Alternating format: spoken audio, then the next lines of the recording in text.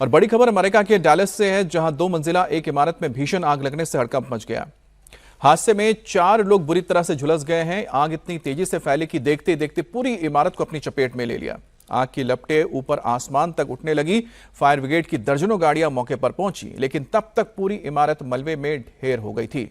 इमारत में आग लगने के कारणों की जांच की जा रही है, लेकिन आप देखिए कि किस तरह से ये पूरी इमारत आग की चपेट में आई और देखते ही देखते पूरी इमारत मलबे में तब्दील हो गई। दरअसल ये इमारत आप जो देख पा रहे हैं, ये लकड़ी से बनाई गई थी, जिसके वजह से आग तेजी से फैली और देखते ही देखते ये आग फैलती गई और इसने पूरे इस इमारत को अपनी चपेट में ले लिया। और जब तक फायर ब्रिगेड की टीम मौके पर पहुंचती, आग पर काबू पाती, तब तक ये पूरी इमारत जलकर राख हो चुकी थी। तो ये तस्वीरें आप देख रहे हैं अमेरिका के डैलस की है, जहां पर इस इमारत में आग लगी थी।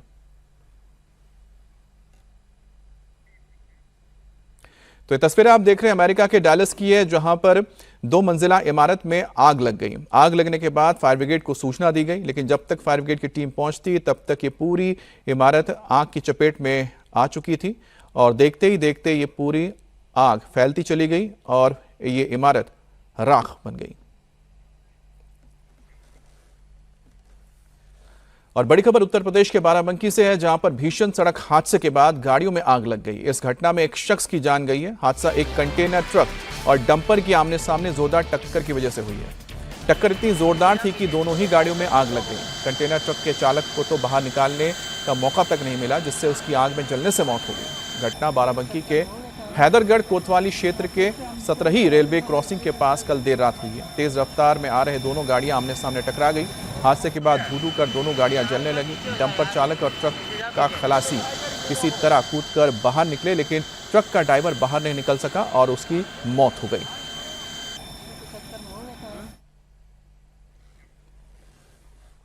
बड़ी खबर लखनऊ से है, जहां पर सिगरेट पीने को लेकर हुए मामूली विवाद में बीजेपी के युवा नेता की पीट कर हत्या कर दी गई। घटना लखनऊ के जलवा क्लब के बाहर की है। रविवार देर रात अयोध्या के भाजपा युवा मोर्चा जिला कमेटी के सदस्य शिवम सिंह लखनऊ में अपने दोस्तों के साथ जलवा क्लब पहुंचे थे। बाहर सिगरेट पीने को लेकर कुछ युवकों से उनकी कहासुनी हो गई, जिसके बाद शिवम के साथ मारपीट की गई। मारपीट के दौरान शिवम के दोस्त वहां से भाग गए। एक दिन पहले अस्पताल में इलाज के दौरान शिवम की मौत हो गई है। लखनऊ में विभूति खंड पुलिस ने केस दर्ज करके आरोपियों की तलाश शुरू कर दी है। परिजनों के मुताबिक शिवम सिंह की ईंट और पत्थर से उस पर ऊपर हमला किया गया था, जिससे उसे गंभीर चोट लगे थे और घायल होने के बाद जब अस्पताल ले जाया गया तो आखिर में उसकी मौत हो गई। उसके शरीर पर कई हिस्सों में फ्रैक्चर भी हुआ था। तो ये तस्वीर आप देख रहे हैं शिवम सिंह की है। बताया जा रहा है कि वो बीजेपी के युवा नेता थे जो लखनऊ पहुंचे थे, जहां पर किसी मामूली बात पर कहासुनी हुई और दूसरी तरफ से मौजूद लड़कों ने जमकर पिटाई की थी शिवम की। हमारे परिवार के हमारे बड़े भाई हैं शिवम सिंह, भाजपा में युवा कार्यकारिणी में भाजपा में सदस्य थे।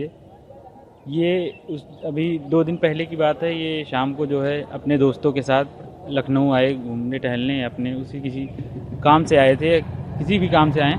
यहाँ पे आए तो उसके बाद इनके दोस्तों के साथ घूमने टहले, यहाँ पे आए अपना, तो कुछ लोग अज्ञात लोगों के साथ इनकी झड़प हुई और उस झड़प में शायद उन लोगों ने इनको टारगेट कर लिया। बाद में इनको किसी एक ऐसे संदिग्ध जगह पे पाके इनके ऊपर हमला किया और इनके ऊपर हमला ऐसे किया है कि जैसे ईंटे से इनके सिर पे वार किया गया हो और ऐसे वार किया गया कि 4-5 जगह हो। इनके साथ के लोगों को कुछ भी नहीं हुआ। इनके जो तीनों लोग, अब आप ये बताइए कि जो 3 लोग साथ में हैं उनको कुछ ना हो और सिर्फ इनके सिर पे इतना वार किया गया होगी। जी, पड़ोसी हैं, मतलब परिवार के, हमारे परिवार सदस्य हैं काफ़ी, और ये भाजपा में युवा कार्य समिति के पद पर थे, भाजपा के सदस्य थे, जिसमें कारण ये लखनऊ अपने किसी मित्रों के साथ किसी काम से आए थे। जिसके बाद इन्होंने कोई ये मित्रों के साथ कहीं घूमने टहलने गए, जहाँ पे इनकी बाहर किसी से बहस हुई। उसी बहस में शायद उन लोगों ने उनका पीछा किया, बहस ज़्यादा बढ़ी, उन लोगों ने पीछा किया। बाद में ये लोग जब आगे गए तो लोग पीछा करके कटौता झील के पास LPS स्कूल के पास इनको वो लोग संदिग्ध हालत में अकेले पाकर उनको मार दिए। इनके साथ जो दोस्त थे वो फरार हो गए। क्या लग रहा है कि क्या कर रहे हैं? आपसी रंजिश भी हो सकती है, या फिर जो बहसबाजी हुई उसमें कुछ वो लोग भी हो सकते हैं। प्री प्लान मर्डर भी हो सकते हैं। ब्रेन में जो सेरेब्रल पाइप होती है, जो ब्लड की होती है यानी कि वो एक पाइप कट गई थी, ब्रेन की एक हड्डी टूट गई थी, जॉ लाइन की पूरी टूट गई थी, नाक टूटी थी और शायद ब्लैक रीड भी ब्लैक की। विभूति खंड में दिनांक 25/26 की रात में एक व्यक्ति जिसका नाम शिवम सिंह है, उसके साथ मारपीट की घटना हुई है, जिसकी इलाज के दौरान दूसरे दिन कल मृत्यु हुई है। उसके भाई के द्वारा इसमें तहरीर दी गई थी। पुलिस के द्वारा इसमें मुकदमा दर्ज कर लिया गया है। हमने संदिग्धों की पहचान करके उनके साथ पूछताछ कर रहे हैं और अग्रिम विधिक कार्रवाई कर रहे हैं। और ट्विशा शर्मा मर्डर केस में आज बड़ा दिन है। आज सीबीआई गिरफ्तार आरोपी गिरिवाला सिंह को कोर्ट में पेश करेगी और उसके साथ साथ आरोपी समर्थ की भी भोपाल जिला कोर्ट में पेशी होगी। दरअसल आरोपी समर्थ की 7 दिन की रिमांड पूरी हो रही है और ऐसे में सीबीआई उसे कोर्ट में पेश करेगी और कस्टडी की मांग करेगी। जानकारी के मुताबिक सीबीआई दोनों आरोपियों को रिमांड मिलने पर आरोपी समर्थ और गिरिवाला सिंह को आमने सामने बिठाकर पूछताछ करेगी। सीबीआई को शक है कि मामले में कई चीजें छिपाई गई हैं। ऐसे में सीबीआई एक एक चीज अच्छे से चेक कर रही है और उम्मीद है कि बहुत ही जल्द इस पर बड़ा खुलासा होगा।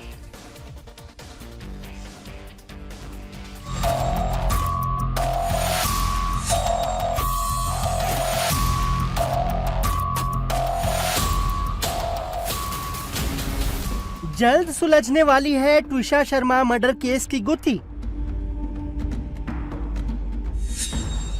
सीबीआई की गिरफ्त में आरोपी सास गिरिबाला, अब सब सच सामने आएगा। ट्विशा का हुआ मर्डर या उसने की खुदकुशी, सीबीआई जोड़ रही एक एक कड़ी। ट्विशा शर्मा की संदिग्ध मौत को 17 दिन हो गए हैं और मामले की जांच तेजी से जारी है। आरोपी पति समर्थ के साथ साथ अब आरोपी सास गिरिबाला को भी गिरफ्तार कर लिया गया है। लगातार पूछताछ की जा रही है और अब गिरिबाला को रिमांड में लेने की तैयारी है। ट्विशा की मौत के 16 दिन बाद सीबीआई ने गिरिबाला सिंह को गिरफ्तार किया। हालांकि गिरफ्तारी से पहले गिरिबाला से करीब 6.5 घंटे तक पूछताछ चली और जब सीबीआई उनके जवाबों से संतुष्ट नहीं हुई तो सीबीआई ने उन्हें अरेस्ट कर लिया।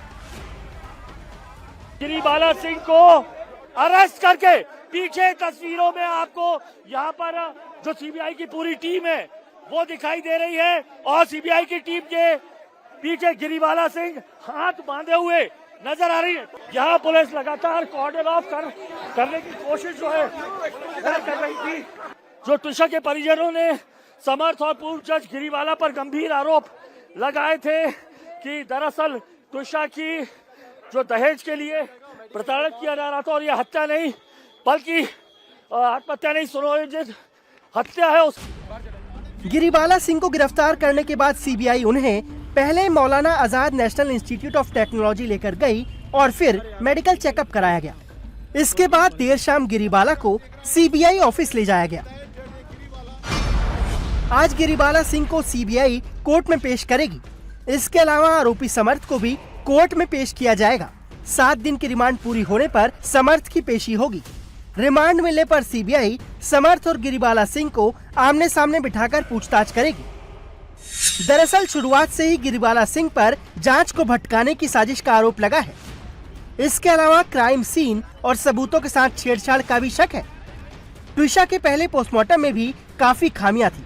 हाई कोर्ट में ट्विशा के परिवार के वकीलों ने पोस्टमार्टम के दौरान बाहरी लोगों की मौजूदगी पर भी सवाल उठाए थे, क्योंकि पोस्टमार्टम के वक्त भोपाल के 2 सीनियर डॉक्टर राजबाला सिंह भदौरिया और डॉक्टर यशवीर एम्स में पोस्टमार्टम की प्रक्रिया के दौरान मौजूद थे, जबकि वो पोस्टमार्टम करने वाली टीम में शामिल नहीं थे। आरोप है कि इसकी वजह से भी पहली पोस्टमार्टम रिपोर्ट प्रभावित हुई।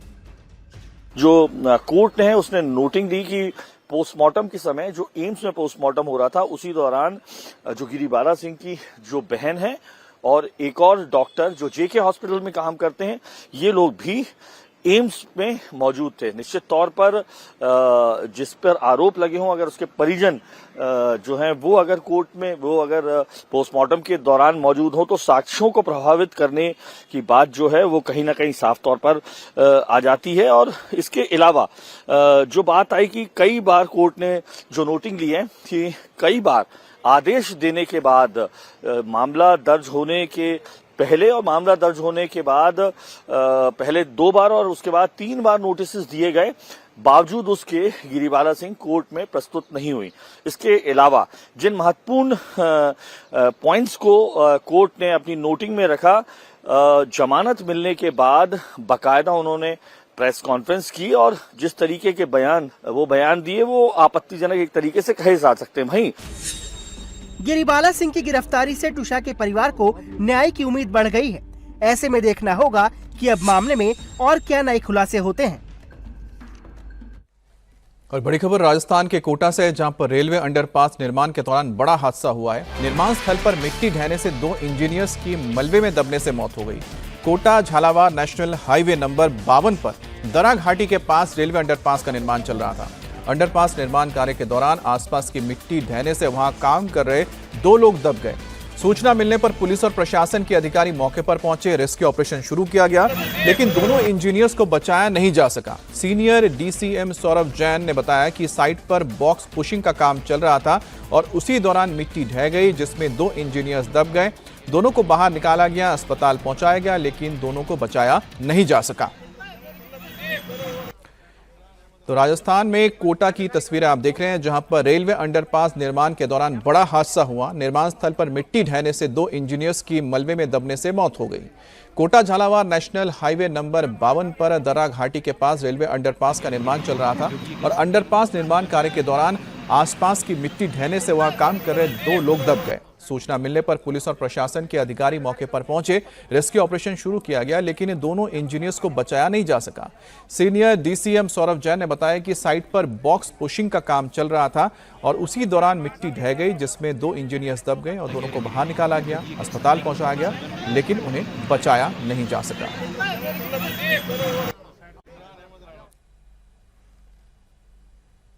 और खबर नीट पेपर लीक से जुड़ी हुई है, जिससे जुड़ी याचिकाओं पर आज सुप्रीम कोर्ट में सुनवाई होने जा रही है। याचिकाओं में पेपर के लिए हाई पावर कमेटी के गठन की मांग की गई है। कहा गया है कि नीट की परीक्षा सुप्रीम कोर्ट के रिटायर्ड जज की अध्यक्षता वाली हाई पावर कमेटी की निगरानी में कराई जाए। इसके अलावा याचिका में एनटीए पर भी सवाल खड़े किए गए हैं। याचिकाकर्ताओं का कहना है कि कोर्ट सरकार को निर्देश दे कि एनटीए को बदला जाए और ज्यादा सुरक्षित सिस्टम बनाया जाए। वहीं मामले पर सियासत भी जमकर हो रही है। दरअसल राहुल गांधी सीकर में नीट परीक्षा रद्द होने के बाद सुसाइड करने वाले छात्र प्रदीप कुमार के परिवार से मिले। इस दौरान हिस्ट्री शीटर राजेश जोया भी मौजूद रहा और उसी की मौजूदगी पर सियासत होने लगी। आपको बता दें कि राजेश जोया का नाम रोहित गोधरा गैंग से भी जुड़ा है। और दूसरी ओर आम आदमी पार्टी पेपर लीक को सरकार पर हमलावर है। इसको लेकर आपने पोस्ट करके लिखा है कि सरकार बच्चों के भविष्य के साथ खिलवाड़ करने से पीछे नहीं हट रही है। बच्चे परेशान हैं, लेकिन सरकार चैन की नींद सो रही है। तो नीट से जुड़ी खबर आपको बता दें, याचिकाओं पर आज सुप्रीम कोर्ट में सुनवाई होने जा रही है। नीट पेपर लीक को लेकर याचिकाओं में पेपर के लिए हाई पावर कमेटी की गठन की मांग की गई है और कहा गया कि नीट की परीक्षा सुप्रीम कोर्ट के रिटायर्ड जज की अध्यक्षता में होनी चाहिए। हाई पावर कमेटी की निगरानी में यह पूरी परीक्षा कराई जाए। इसके अलावा याचिका में एनटीए यानी कि नेशनल टेस्टिंग एजेंसी पर भी सवाल किया गया है। याचिकाकर्ताओं का कहना है कि कोर्ट सरकार को निर्देश दे कि एनटीए को बदला जाए और ज्यादा सुरक्षित सिस्टम बनाया जाए। वहीं मामले पर सियासत भी जमकर हो रही है। दरअसल राहुल गांधी सीकर में नीट परीक्षा रद्द होने के बाद सुसाइड करने वाले छात्र प्रदीप कुमार के परिवार से मिले। इस दौरान हिस्ट्री शीटर राजेश जोया भी मौजूद रहा और उसी की मौजूदगी पर सियासत होने लगी है। आपको बता दें कि राजेश जोया का नाम रोहित गोधरा गैंग से जुड़ा है और दूसरी ओर आम आदमी पार्टी भी पेपर लीक को लेकर सरकार को घेर रही है। आपने पोस्ट करके लिखा है कि सरकार बच्चों के भविष्य के साथ खिलवाड़ कर रही है और बच्चे परेशान हैं, लेकिन सरकार चैन की नींद सो रही है। और विधानसभा चुनाव में करारी हार के बाद ममता बनर्जी की पार्टी तृणमूल कांग्रेस में अफरा तफरी मची है। पार्षद से लेकर सांसद तक बगावती रुख अपनाए हुए हैं। ममता बनर्जी के करीबी सुखेंदु शेखर रॉय पार्टी की हार के लिए पार्टी चीफ पर ही ठीकरा फोड़ रहे हैं। सुखेंदु शेखर राय ने कहा है कि ममता ने आरजीकर रेप और मर्डर कांड के दौरान पब्लिक के गुस्से को समझा होता तो इतना बुरा वक्त नहीं देखना पड़ता। टीएमसी के प्रवक्ता शांतनु सेन ने कहा कि अब वो पब्लिक फोरम पर पार्टी को डिफेंड नहीं कर सकते, इसीलिए उन्होंने तृणमूल कांग्रेस के प्रवक्ता के पद से इस्तीफा दे दिया। शांतनु सेन ने कहा कि अगर मुख्यमंत्री शुभेंदु अधिकारी चाहें तो वो आरजीकर मामले में जुड़े कई महत्वपूर्ण तथ्य और जानकारियां देने के लिए तैयार भी हैं। वो अभी स्केपगोट बनाया जा रहा है। आईपाक तो मार्केटिंग ऑर्गेनाइजेशन, तो वो लोग तो कमाने के लिए आया था। कमाते कमाते वो लोग लूट शुरू कर दिया, लूट मार। तो हमारा जो लोग नेतृत्व दे रहे हैं उनको मालूम नहीं था, और जो लोग उनको पैसा देके नॉमिनेशन खरीद रहा था तो हमारा पार्टी का लीडरशिप इसको मालूम नहीं था। कि नॉमिनेशन उसको कैसे मिल रहा है। सिर्फ आईपैक का दोष देने से होगा नहीं।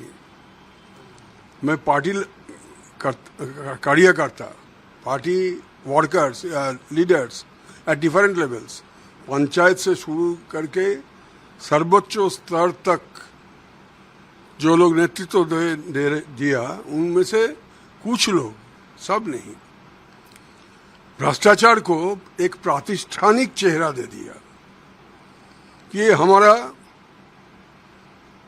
बार्थ राइट है, लूटमार करना हमारा बार्थ राइट है। आपका बिल्डिंग में है, आप एक तो थोड़ा मरम्मत करोगे एक तो वॉल को, लोकल काउंसिलर आपके पास आ जाएगा पैसा लेने, यही बंद करो काम, पैसा दो पहले। जब बहुत ऑड सिचुएशन में जब मेरा मन कहता था, पब्लिक कहता था कि इसको सपोर्ट नहीं करना चाहिए, फिर भी हम उसका स्पोक्स पर्सन था बोल के पार्टी को डिफेंड करना मेरा मोरल ड्यूटी बना था। तो फाइनली एक पॉलिटिशियन किसके लिए पॉलिटिक्स करता है? पब्लिक के लिए, हम जनता के लिए, वोटरों के लिए।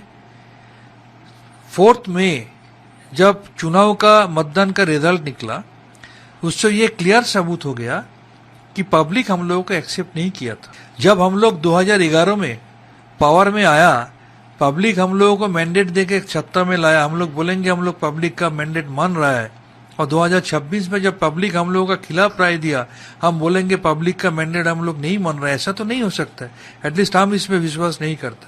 तो पब्लिक मैंडेट हम लोगों का खिलाफ गया है, इसको मानते हुए हमको लगा अभी एक और कोई चांस नहीं है कि हम इस इशू को दोबारा पार्टी का स्पोक्स पर्सन बन के डिफेंड करें। ये जो लोग अभी बयान दे रहे हैं, ये कमजोर है, इसको ताकत नहीं है, नैतिक शक्ति नहीं है। जब पार्टी का समय खराब है तब पार्टी का खिलाफ बयान देना कोई महत्व का काम नहीं है, ऐसा देना नहीं चाहिए। सुखेंदु शेखर राय तो जिंदगी में कभी चुनाव नहीं जीते हैं, तो राज्यसभा के सदस्य हैं। ममता बनर्जी उन पे आशीर्वाद किया, इसलिए वो राज्यसभा के सदस्य हुआ। उनको पार्टी के खिलाफ बोलना नहीं चाहिए। वो अच्छे आदमी है, लेकिन बोलना नहीं चाहिए। और उत्तर प्रदेश के महाराजगंज जिले की नेपाल से लगी सीमा पर तेल का खेल चल रहा है। भारतीय इलाके से 103 रुपए का पेट्रोल ले जाकर नेपाल में 135 रुपए प्रति लीटर बेचा जा रहा है। पेट्रोल डीजल के लिए एक और पंपों पर लंबी लंबी कतारें लगी हैं। भारतीय लोगों को परेशानियों का सामना करना पड़ रहा है। वहीं नेपाली युवा और तस्कर इसका फायदा उठा रहे हैं, क्योंकि नेपाल में पेट्रोल डीजल भारत की तुलना में काफी महंगा है। पेट्रोल डीजल की हो रही तस्करी और कालाबाजारी की खबर मिलते ही प्रशासन ने सतर्कता बरतते हुए एक और जहां बॉर्डर इलाके में सख्ती बढ़ा दी है, वहीं गैलन में 5 लीटर और बड़ी गाड़ियों में 20 लीटर डीजल पेट्रोल देने की व्यवस्था बनाई गई है। इतना ही नहीं, कई पेट्रोल पंप पर आधार कार्ड देखकर ही तेल दिया जा रहा है, जिससे नेपाली तस्करों को पेट्रोल डीजल खरीदने से रोका जा सके। तो ये तस्वीरें आप देख रहे हैं, ये भारत और नेपाल बॉर्डर की तस्वीरें हैं। महाराजगंज में इस वक्त भारत में जहां 102 या 3 रुपए पेट्रोल मिल रहा है प्रति लीटर, तो नेपाल में करीब 135 रुपए प्रति लीटर मिल रहा है। तो इसी वजह से जो तस्कर है वो नेपाल से भारत आ रहे हैं और यहां से वो तेल की तस्करी कर रहे हैं। अब इस बारे में जैसे ही जानकारी मिली, उसके बाद प्रशासन ने भी इसमें फुर्ती दिखाई और आधार कार्ड के जरिए ही पेट्रोल देने की बात निकलकर सामने आई है। जहां एक तरफ भारतीय लोग कतारों में लगकर तेल खरीद रहे हैं, तो दूसरी तरफ नेपाल से तस्कर आकर यहां से कम दामों में तेल ले जाते हैं और चौड़े दामों पर नेपाल में बेचते हैं। सभी मजिस्ट्रेट्स को, सभी एसडीएम्स को, सभी सीओज और एसएचओज को निर्देशित किया गया है कि इसकी इस तरह जो भी व्यक्ति कर रहा है उसके खिलाफ तत्काल कार्रवाई कीजिए। कालाबाजारी, अवैध होर्डिंग, अवैध स्टॉकिंग करके जो इस तरीके का गोरख धंधा चला रहे हैं, उन सबके खिलाफ प्रशासन सख्त है और लगातार कार्रवाइयाँ की जा रही हैं। और सभी जनपदवासियों से भी अपील करते हैं कि स्टॉक की कोई कमी नहीं है। सभी ग्राहकों का हम लोग आधार कार्ड चेक कर रहे हैं। चेक करने के बाद नियमानुसार हम लोग तेल का वितरित कर रहे हैं और प्रशासन का सहयोग भी लिए हैं, जिससे प्रशासन हमको सहयोग कराए। आधार कार्ड देखने का क्या उद्देश्य है? आधार कार्ड देखने का उद्देश्य ये है कि हमारे जितने लोकल के ग्राहक हैं, हमारे तहसील के ग्राहक हैं, सबको डीजल और पेट्रोल की आपूर्ति की जाए। और पटना के मीठापुर इलाके में टेंडर मैनेज करने और मनी लॉन्ड्रिंग के आरोपी ठेकेदार ऋषु श्री के ठिकाने पर 11 घंटे तक छापेमारी चली है। स्पेशल विजिलेंस यूनिट की रेड में करीब 2 करोड़ रुपए की कीमत का 1.25 किलो सोना, चांदी, हीरा और 2.5 लाख रुपए नगद बरामद किया गया है। जांच एजेंसी आरोपी ठेकेदार की दूसरी संपत्तियों की भी पता लगा रही है। ऋषु के कई IAS अधिकारियों के साथ कनेक्शन की भी जांच की जा रही है। दरअसल ऋषु श्री के खिलाफ सबसे पहले केंद्र सरकार की जांच एजेंसी ईडी ने केस दर्ज करते हुए जांच शुरू की थी। ऋषु श्री ने अधिकारियों से अच्छे संबंध का फायदा उठाकर जल संसाधन, नगर विकास और भवन निर्माण सहित बिहार सरकार के कई विभागों में अधिकारियों को कमीशन देकर ठेके लिए। 39 साल के ऋषु श्री का पूरा नाम ऋषु रंजन सिन्हा है। ऋषु ने स्क्रैप के ठेकेदार के तौर पर काम शुरू किया, लेकिन अधिकारियों के साथ धीरे धीरे अच्छे संपर्क बनाकर उन पर अपनी अच्छी पकड़ बना ली। ठेकेदार ऋषु रंजन सिन्हा के अलग अलग ठिकानों पर स्पेशल विजिलेंस यूनिट ने छापेमारी की। पटना के मीठापुर में उसका दफ्तर और घर है। ये उसका दफ्तर है रिलायबल के नाम से, और इसी बिल्डिंग में 5वें तल्ले पर वो रहा करता था। कई आरोप हैं ऋषु रंजन पर। IAS अधिकारियों के साथ इसके काफ़ी अच्छे संपर्क थे और इसने पूरा फ़ायदा उठाया।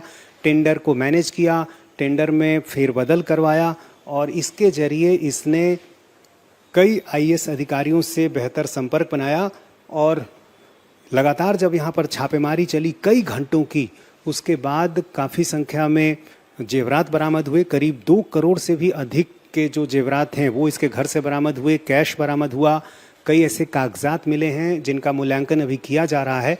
और ऋषु पर आरोप है कि उसने IAS अधिकारियों के साथ मिलकर काफ़ी संपत्ति बनाई है। जेडीयू विधायक चेतन आनंद के पिता आनंद मोहन ने एक बार फिर से बागी तेवर दिखाए हैं। पत्रकारों के सवालों का जवाब देते हुए आनंद मोहन ने कहा है कि जो बातें मैंने कही उससे पीछे नहीं हटूंगा। उन्होंने कहा कि जिन बेईमानों ने नीतीश कुमार के जीवन भर की तपस्या पर पानी फेर दिया वो जेडीयू छोड़े, मैं क्यों छोड़ूंगा। वहीं बेटे को उप मंत्री का दर्जा दिए जाने पर आनंद मोहन बोले कि उप का मतलब चुप मंत्री होता है। मैं जो कुछ कहता हूँ तौल के कहता हूँ, सोच समझ के कहता हूँ। जो कहता हूँ उसमें फिर बदलने की कोई गुंजाइश नहीं। आपने कहा था कि जिसको छोड़ना है वो छोड़े ना। जिन बेईमानों ने नीतीश कुमार के जीवन भर की तपस्या पर पानी फेर दिया वो न जदयू छोड़े।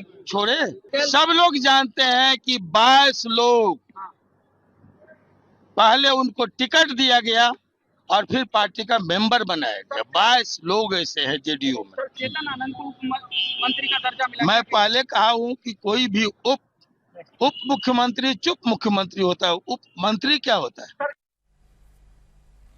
आनंद मोहन के बयान पर आरजेडी ने भी चुटकी ली है। आरजेडी के प्रवक्ता शक्ति यादव ने कहा है कि जेडीयू के अंदर काफी बेचैनी है। ऐसा लगता है कि आनंद मोहन को नीतीश कुमार का संरक्षण प्राप्त है। शक्ति यादव यही नहीं रुके, उन्होंने निशाना साधते हुए कहा कि जेडीयू समाप्ति के कगार पर पहुंच गया है और 6 महीने में जेडीयू समाप्त हो जाएगा। ये बात उनका एक एक कार्यकर्ता भी जानता है। जदयू के अंदर काफी बेचैनी है और आनंद मोहन हमलावर है। आनंद मोहन को लगता है नीतीश कुमार जी का संरक्षण प्राप्त है, नीतीश कुमार जी बुलवा रहे हैं, ऐसा दिखता है। जदयू को बर्बाद करने के लिए जिन लोगों ने ठाना है, जिन लोगों ने बीड़ा लिया है, उनके खिलाफ आनंद मोहन जी का लगातार हमले हो रहे हैं। और जदयू में एक पक्ष चुप है। जदयू समाप्ति के कगार पर पहुंच चुका है, क्योंकि तीर अब कमान से निकल चुका है, जो वापस नहीं आ सकता है। जनता जदयू का अस्तित्व 6 महीने में समाप्त होगा, ये बात जदयू का एक एक कार्यकर्ता जानता है। और अब देखिए दिव्यांग जनों के लिए स्पेशल बुलेटिन। यूपी के मुख्यमंत्री योगी आदित्यनाथ ने आज शाम अपने आवास पर यूपी सरकार के तमाम कैबिनेट मंत्रियों को मीटिंग के लिए बुलाया है। माना जा रहा है कि इस बैठक में प्रदेश के विकास, कानून व्यवस्था और जनहित से जुड़ी कई बड़ी योजनाओं पर बात होगी। इसके साथ ही आगामी विधानसभा चुनावों के मद्देनजर सरकार की योजनाओं का प्रचार प्रसार ज्यादा से ज्यादा हो, इस पर जोर रहेगा। वहीं चुनावी रणनीति को लेकर भी इस बैठक में कैबिनेट मंत्रियों से बात की जाएगी। पंजाब में मंगलवार को नगर निकाय चुनाव के लिए हुए मतदान के बाद आज इसके नतीजे आएंगे। इन चुनावों के नतीजे अगले साल होने वाले विधानसभा चुनाव से पहले सभी प्रमुख राजनीतिक दलों के लिए काफी अहम माने जा रहे हैं। खास तौर पर आम आदमी पार्टी के लिए ये चुनाव एक बड़ी राजनीतिक परीक्षा के रूप में देखा जा रहा है, क्योंकि पार्टी राज्य में अपनी सत्ता बरकरार रखने की कोशिश में जुटी हुई है। आज पंजाब के 8 नगर निकाय के नतीजे घोषित होंगे। इसके अलावा 75 नगर काउंसिल और 20 नगर पंचायतों के नतीजे भी आएंगे। नगर चुनाव में आम आदमी पार्टी, बीजेपी, कांग्रेस और शिरोमणि अकाली में कांटे की टक्कर मानी जा रही है। ट्रेनों में मिलने वाले खाने की गुणवत्ता और साफ सफाई को लेकर एक बार फिर बड़ा विवाद सामने आया है।